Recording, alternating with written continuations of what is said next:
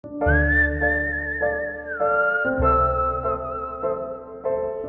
asalto al Capitolio de la pasada semana ha desatado una crisis política sin precedentes en la historia moderna de los Estados Unidos. Las imágenes de caos, de violencia dentro del edificio parlamentario dieron la vuelta al mundo. Un asedio instigado por el propio presidente Donald Trump que costó la vida a 4 civiles y a un policía. La expresión máxima de un populismo nacionalista y excluyente basado en el odio a todos y a todo, bueno, a casi todo, pero cuidado, que viene de lejos. Odian la ideología de género, el feminismo, los colectivos inmigrantes, las personas musulmanas, el movimiento LGTBI, el matrimonio igualitario, la interrupción voluntaria del embarazo, el laicismo y, por supuesto, todo lo que suene a izquierda. Esta nueva religión se guía por la dialéctica amigo-enemigo, por una teología pesimista y por un neoliberalismo a ultranza. Niegan el cambio climático, la discriminación contra las mujeres, el coronavirus y algunos hasta defienden que la Tierra es plana y, por supuesto, las vacunas las carga el diablo o Soros. Para saber más cosas sobre esta pandemia con trazas fascistas, nos acompaña esta noche Juan José Tamayo, doctor en teología, vinculado a la teología de la liberación y autor de La Internacional del Odio, una obra clave para comprender cómo se ha construido sobre el odio esta religión que niega buena parte de lo que debieran ser esas maneras de religarnos que son las religiones. Juan José, muchas gracias por acompañarnos aquí. Muchas gracias a ti, Juan Carlos, por esta nueva invitación que acepté en el momento en que me lo pediste, sin dudar un minuto. La Internacional del Odio, ¿por qué nace este libro? Estabas tú por Brasil. Sí, el origen del libro fue en agosto de 2019 y estaba dictando un curso sobre teologías del sur, el giro descolonizador, en la PUCI, en la Pontificia Universidad Católica de Paraná, en Curitiba, y en plena clase un señor, debía ser sacerdote, me dice, ¿puedo hablar, profesor? Digo, sí. Dice, mire, es que en la Iglesia nos prohíben hablar de política y Bolsonaro está constantemente hablando de teología. Y yo, como quien no me hubiera enterado del tema, le pregunté, ¿pero Bolsonaro es teólogo? Dice, no, pero está constantemente hablando de Dios y citando la Biblia. Y entonces yo le dije, mire, pues si le parece, le podemos nombrar teólogo y predicador del Cristo neofascista. Entonces la gente prorrumpió en un aplauso y entonces a partir de ahí dije, ya está. Hace falta un libro. Subiendo un poquito más hacia el norte, ¿el fundamentalismo religioso ha tenido algo que ver con el asalto al Capitolio de la semana pasada? Totalmente. Totalmente. El fundamentalismo religioso en los Estados Unidos desde su origen, en la segunda década del siglo XX, ha sido siempre un movimiento religioso ultraconservador desde el punto de vista político y con toda la capacidad y con toda la fuerza de desestabilizar la democracia norteamericana.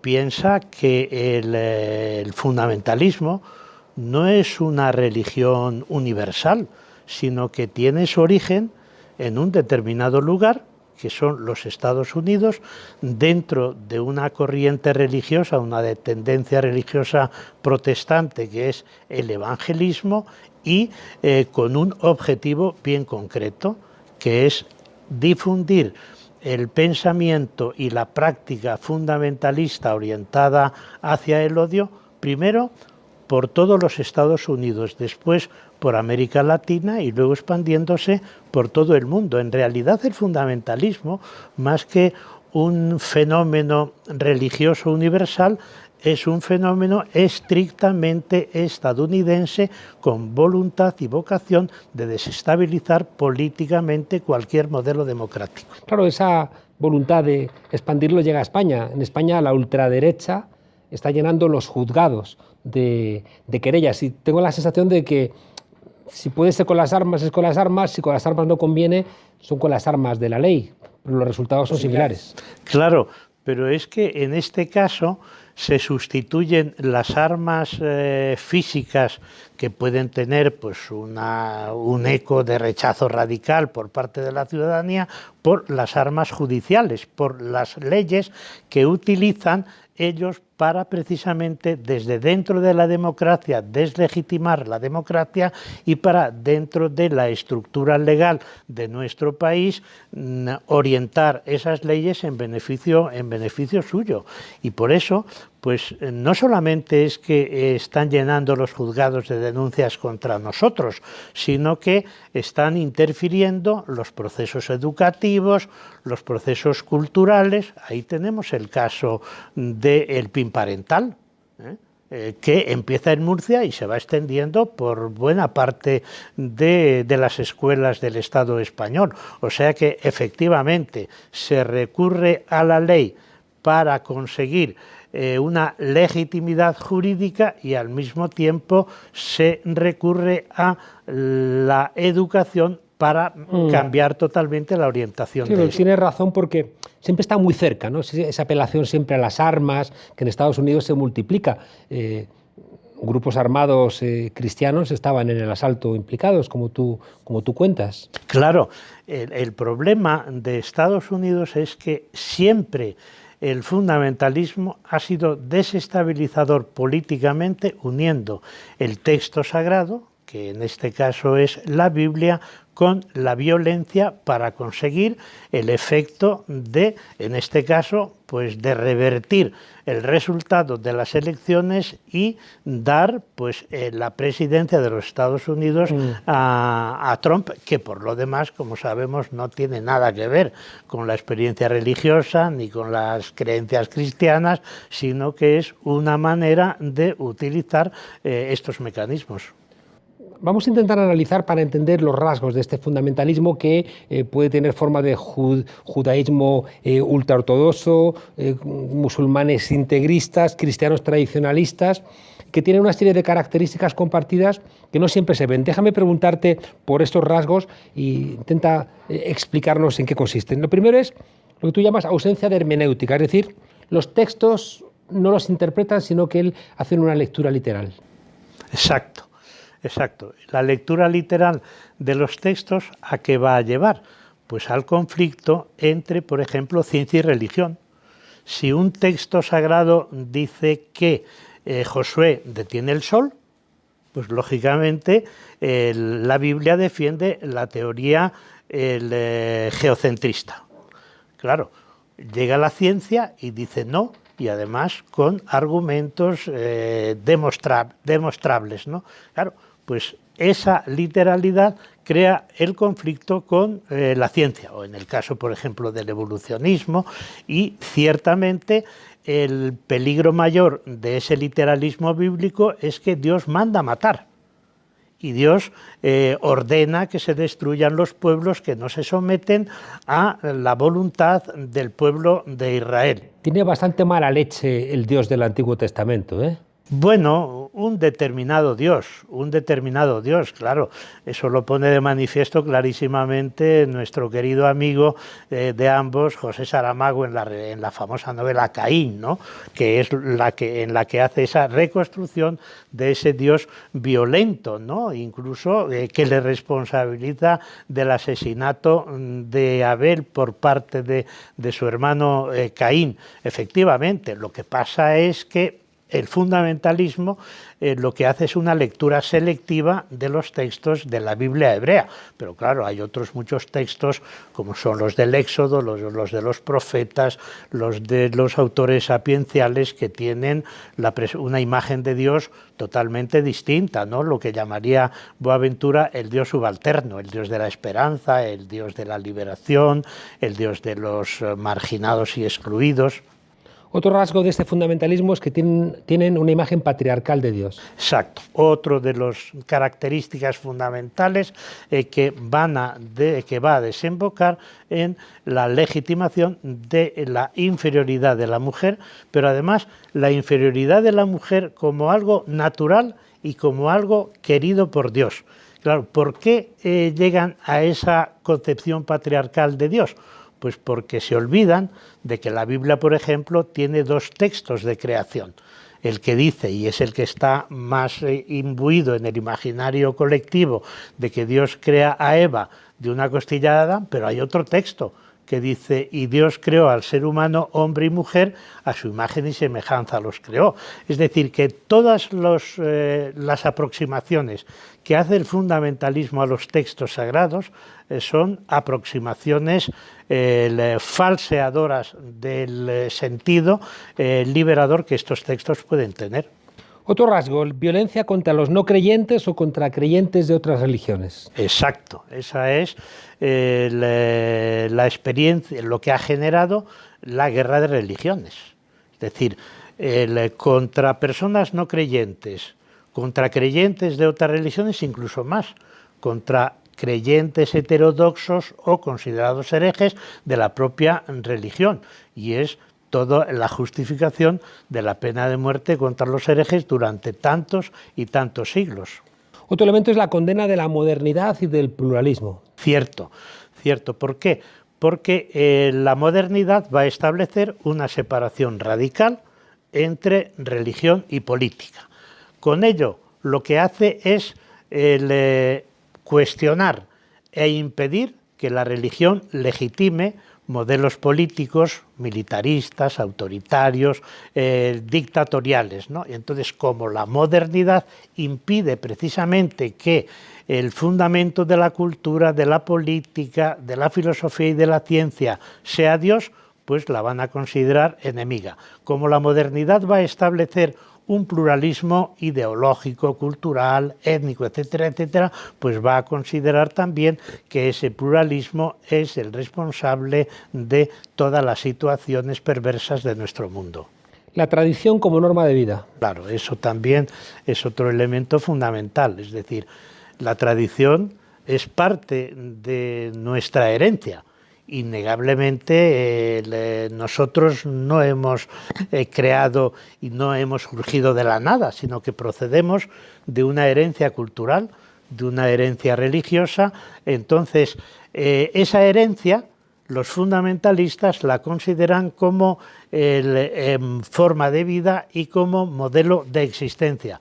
Para todos los que no somos fundamentalistas es una referencia, pero no es una condición necesaria a la que tengamos que atenernos.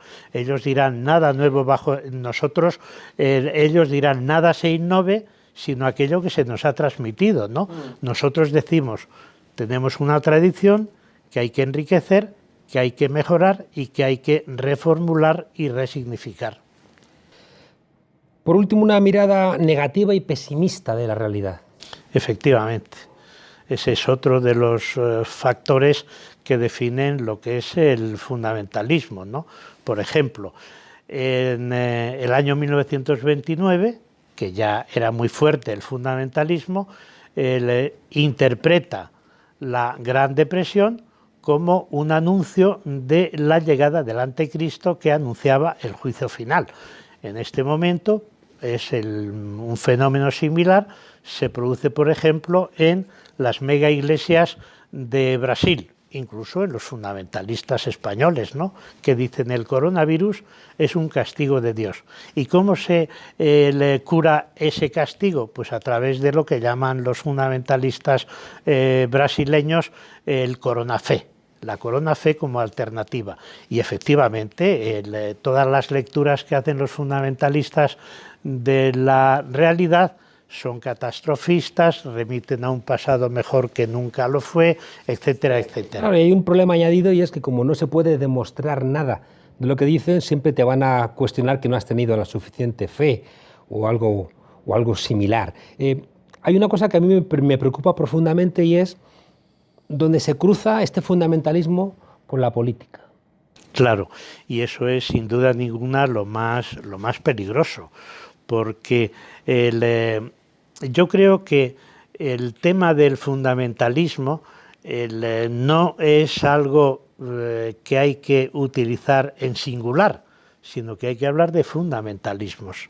Es decir, hay como una especie de fundamentalismos en racimo que se van legitimando unos a otros, ¿no? Y por eso yo en el libro, aunque no lo desarrollo, pero sí hablo de fundamentalismos no religiosos, ¿no? El fundamentalismo político, que es la religión del imperio, Pues que justifica la ocupación de pueblos, de países que no se atienen a un modelo político que es el modelo del imperio, ¿no? El fundamentalismo económico, pues es la religión del mercado, ¿no? El fundamentalismo cultural es la consideración de que una cultura, en nuestro caso la occidental, es la más desarrollada y por tanto hay que eliminar cualquier otra cultura que no se atenga a esas epistemologías de las que habla Boaventura de Sousa Santos. Y luego, claro, el fundamentalismo patriarcal, ¿no?, que considera el varón como referente del humano y por tanto tienen las mujeres que someterse a las formas de actuación o a la concepción de los varones, sin duda ninguna. Me llama mucho la atención, así como otras espiritualidades, como por ejemplo las indígenas en América Latina defienden la Pachamama, la Madre Tierra, como algo a lo que tienen que respetar porque forma parte de lo que ellos mismos son. El fundamentalismo de otro tipo, al revés, puede ser una justificación para acabar con la naturaleza. Claro, porque se mueve por criterios científico-técnicos, que es el modelo de desarrollo de la modernidad. Entonces, para ellos, la naturaleza es un objeto que el ser humano puede depredar en su propio beneficio. El fundamentalismo, en este caso, y perdón por la expresión, sería un fundamentalismo antropocéntrico. Es decir, los fundamentalismos religiosos consideran que el ser humano está hecho a imagen y semejanza de Dios y por tanto es el dueño y señor de la creación. Y remiten a ese texto de la Biblia, del Génesis, que dice: creced y multiplicaos y dominad la tierra. Entonces la tierra es un objeto de dominio, de uso y de depredación para el ser humano. Y entonces lo que hay que hacer con la tierra no es cuidarla cariñosamente, tratarla con respeto, como se trata pues a los seres queridos de nuestro entorno, sino más bien usar y abusar de ella hasta extraerle todos los recursos y dejarla totalmente exánime. Y Francisco de Asís, con hermano Sol, hermana Luna, hermano Pájaro, es un hereje para este fundamentalismo. Totalmente, claro. Nunca se referirán a Francisco de Asís, a diferencia del Papa Francisco, que está constantemente en sus encíclicas refiriéndose a Francisco. Por ejemplo, Laudato Si, el propio título de Laudato Si es Alabado sea Dios, que es el comienzo de la oración de Francisco de Asís, y toda la encíclica está guiada y motivada e influida por el espíritu de la hermandad ecohumana de Francisco de Asís. Y lo mismo en esta última encíclica. Sin duda ninguna no son los fundamentalistas franciscanos. A ver si me puedes explicar algo que no entiendo, porque claro, uno de los elementos esenciales del catolicismo o del cristianismo fue su condición ecuménica, es decir, que de alguna manera todos somos hijos de Dios y va a establecer una posibilidad de igualación inédita hasta el momento. Yo tuve que ir a Envigado, a Medellín, a ver la Virgen de los Sicarios, a intentar entender esos asesinos que iban a pedirle a la Virgen que les ayudara en sus crímenes, ¿no? Entonces, ¿cómo se rompía esa condición ecuménica y le pedías a Dios que te ayudara en lo contrario de lo que significa, ¿no?, esa religión? Sin embargo, tengo la sensación de que los fundamentalistas insisten en esa condición de los sicarios de Medellín, es decir, piden ayuda a su Dios para acabar con otros seres humanos. Claro, efectivamente, se olvidan de uno de los mandamientos fundamentales de la ley de Dios, que es el no matarás, y la violencia está justificada siempre que se defienda la única religión verdadera, el único modelo económico verdadero, que es el económico neoliberal, y cualquier otra desviación que no se corresponda con esa identidad singularista que ellos tienen. No esforzar un poco, un mucho, el corpus, por ejemplo, de la Biblia para llegar a esas conclusiones. Relativamente, porque, bueno, claro, desde su punto de vista, por ejemplo, este movimiento de Estados Unidos que está expandido por toda América Latina, ministerios del Capitolio, ¿no? Bueno, pues el Drollinger, que es el fundador, que es un deportista norteamericano de mucha relevancia, resulta que cuando, por ejemplo, Bush ataca Irak, con el apoyo de los otros dos cruzados del siglo XXI, Blair y Aznar, dice, ¿está justificada la ocupación de otro país? Y dice, sí, y le dicen, pero vamos a ver, ¿no dice la Biblia que hay que amar al enemigo? Y dice, no, pero eso se refiere, y esa es una idea también de Carl Schmitt. Carl Schmitt, que defiende, como tú muy bien sabes, esa relación entre los pueblos de amigo y enemigo, claro, le dice, no es usted, pero es católico y está diciendo el Evangelio, amad a vuestros enemigos, y usted defiende la oposición entre amigo y enemigo. Y dice Carl Schmitt, y eso lo utilizan también los fundamentalistas políticos, dice Carl Schmitt, no, pero eso se refiere a las relaciones personales entre una y otro ser humano. Pero en el ámbito político, por supuesto que hay que mantener el ojo por ojo y diente por diente. En Estados Unidos, sobre todo con Trump, eso se ha traducido en ataques al aborto, la homosexualidad, en su momento el apoyo a la contra en Nicaragua, la defensa de la oración en las escuelas, apoyaron en su momento el apartheid, una idea muy integral de familia. ¿Es coherente con el desarrollo de la democracia norteamericana la presencia de este fundamentalismo cristiano? Yo creo que cierta coherencia sí tiene, no toda, por supuesto, porque no olvidemos, como hemos dicho al principio, que el protestantismo norteamericano está marcado también por esas señas de identidad fundamentalistas, ¿no? Te lo planteo sobre todo porque es que tengo cierto enfado con mis colegas politólogos que parece que se han dado cuenta ahora con Trump de que no funciona la democracia norteamericana, cuando todos estos rasgos vienen desde atrás, ¿no? Y lo que te menciono de el apoyo a la contra, el apoyo a golpes de Estado, esa condición de la oración en la escuela, estados que se podían permitir el lujo de no enseñar a Darwin diciendo que era poco menos que un asesino y defendiendo posiciones creacionistas, todo eso de alguna manera sí que es consustancial, ¿no? Totalmente. Lo que pasa es que hemos idealizado el modelo de democracia norteamericano y le hemos presentado como el ejemplo, la referencia a imitar. Pero no nos olvidemos de que esa democracia está transida por el imperialismo, por el supremacismo, ¿no? Y desde el principio, la construcción de la democracia política norteamericana está muy marcada por una tradición protestante que nada tiene que ver con el respeto al pluralismo, el reconocimiento de las diferencias a distintos niveles. Y una buena prueba es esa, ¿no? Si, como tú muy bien dices, hacemos un recorrido por la historia de los Estados Unidos, no tiene que sorprendernos, pero también es verdad que en este caso se ha llegado a unos extremos que nadie pensaba que se hubiera podido llegar. Nos hemos comido el tiempo. Cuéntame en un minuto en qué consiste esa internacional cristo-neofascista, esa internacional del odio.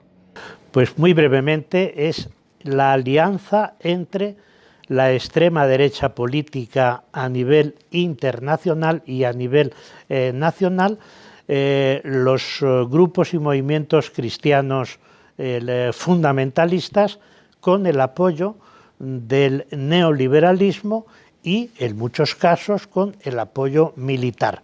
Un ejemplo claro de esta internacional cristo-neofascista lo encontramos en el caso de Bolivia.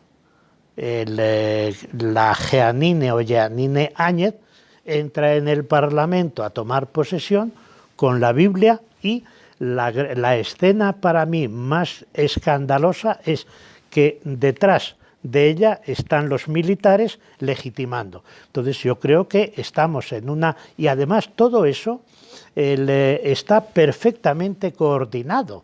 Los fundamentalistas y la extrema derecha en alianza tienen una coordinación extraordinaria, celebran grandes congresos, reuniones internacionales, y fíjate tú que yo creo que habría que hablar de la internacional cristo-neofascista bíblico-militarista. Madre mía.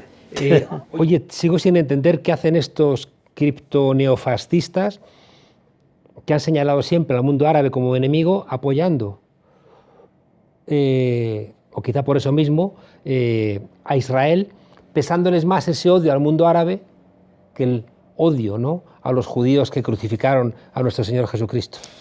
Claro, ese es el gran problema, ¿no? Que hay una alianza muy estrecha entre los fundamentalismos y el sionismo.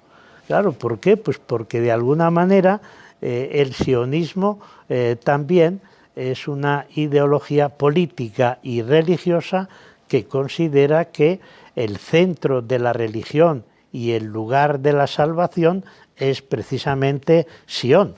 No me sorprende nada, porque no nos olvidemos de que a la idea de Israel de pueblo, o de los judíos, de pueblo elegido y tierra prometida, la idea esta se corresponde con el destino manifiesto de la nación estadounidense, reforzado todavía más por los fundamentalistas. Por tanto, yo creo que esa relación está clarísima como un elemento fundamental de los fundamentalismos, que es el imperialismo. Nos vamos. Claro, el Papa Francisco debe estar escandalizado con todo esto. Lula se ganó el apoyo de los evangelistas, sin embargo, le dieron después el apoyo a Bolsonaro. Sí, esa es una de las grandes tragedias y es una de las grandes contradicciones de Brasil, que yo no he conseguido entender cómo es posible que se haya dado y que se haya producido en ese vuelco. Aquí había que pensar quizás en que la pérdida de influencia de la teología de la liberación ha dejado, que fue la que en buena medida consiguió el apoyo de Lula, porque bueno, pues Lula estaba muy vinculado a las comunidades de base, a los movimientos cristianos liberadores, a los grandes teólogos Leonardo Boff y el otro Frei Beto, pero quizás esa pérdida de influencia política de la teología de la liberación pues ha dejado el espacio libre para todos estos movimientos que tienen una capacidad extraordinaria de influir en los sectores populares. No nos olvidemos de que el fundamentalismo brasileño, por ejemplo, las mega iglesias, son de una riqueza extraordinaria y defienden la teología de la prosperidad, es decir, que los pobres pueden llegar a conseguir un estado de bienestar que solamente se puede conseguir a través de la creencia en Dios. Juan José Tamayo, la Internacional del Odio, ¿se puede luchar contra esta gente que apela a sentimientos, que apela a lo irracional, que si discrepa de ti te puede pegar un tiro o golpearte? Yo creo que no podemos quedarnos con los brazos cruzados, sino que tenemos que responder a la internacional del odio con una internacionalidad, una internacional de la solidaridad y, ¿por qué no?, utilizar una palabra que puede parecer meliflua, ¿no?, que es la internacional del amor. Fíjate que el Ernst Bloch habla de la primera internacional de la igualdad a partir del texto de Pablo de Tarso, aquel de la carta a los Gálatas: ya no hay ni judío ni gentil, ni esclavo ni libre, ni hombre ni mujer. Y eso lo dice, lo descubre Ernst Bloch, ¿no? Por eso yo creo que no podemos permitir que la internacional del odio ocupe cada vez más espacios en la sociedad, en la educación, en la vida política y en las relaciones humanas, porque yo creo que está en juego la propia democracia, y la internacional del odio es mucho más poderosa que la democracia. Es que además en su odio odian a la mitad de la población, que es a las mujeres. ¿Por qué se odia a las mujeres? Claro, fíjate, no solamente, Juan Carlos, es odio a las mujeres, sino odio a la vida de las mujeres, ¿no? ¿Por qué? Porque tienen una concepción de la religión y de la política que es totalmente patriarcal. Y como defienden la naturalización y la divinización de la inferioridad de la mujer, Lo decía claramente Mary Daly, esta famosa feminista norteamericana. Si Dios es varón, el varón es Dios. El patriarcado religioso legitima el patriarcado político. Tú siempre has sido más de Judith que de Eva. Juan José Tamayo, teólogo, autor de La Internacional del Odio y una de las personas clave para desentrañar cómo a través de este uso espurio de lo religioso se está minando nuestra democracia. Muchas gracias por acompañarnos aquí en nuestra frontera. Muchas gracias a ti por la nueva invitación que acepté gustosísimo.